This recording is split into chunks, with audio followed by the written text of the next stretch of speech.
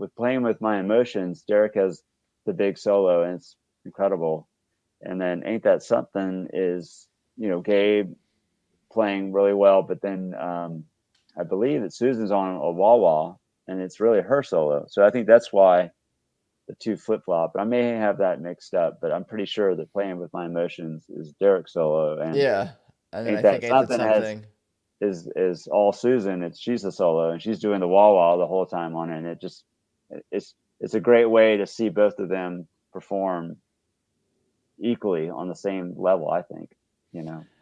Yeah, there's times when am listening to the music and you're kind of losing yourself in it and you're not thinking about who's the person playing the music, who's the person behind the sound. Yeah, there's times I'm like, oh yeah, Kebby's doing, look, Kebby's this, but there's other times I'm just hearing cool sounds and I'm like, I actually have to think, who's doing, is that, oh, that's Sue's, oh, which horn is that Right. again? Like, and Yeah. because you're Yeah. so into I don't know, just into the music, for lack of a Yeah. better way to describe it. Yeah. You've lost yourself in the music. You're fully engaged in a natural, organic, fun way. And I'm not thinking, oh, that's a great solo by Susan. I'm just like, oh, that sounds cool. I'm like, oh yeah, that's Susan, that's Derek, that's so and so. Like, Yeah. I mean, the horns play. So I was able to watch them more last night because I was close to the stage, and you could see everybody so well last night. Again, I'm sure from any spot in the place you could see it, but it was funny. I was watching Gabe a little bit.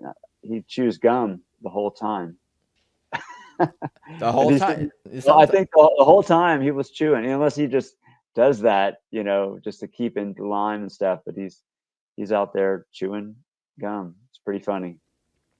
So yeah, I think Elizabeth had a nice solo on Playing with My Emotions, which I think was part of her jamming too. So When the band starts going into Midnight in Harlem, and it's like fairly quickly after whatever the first chord or whatever is strummed, yeah, do you notice people's faces and people perking up and clapping and applause as like that? You hear them notice that, and that was that always I always feel like that's a moment when you listen back or watch them play Midnight in Harlem.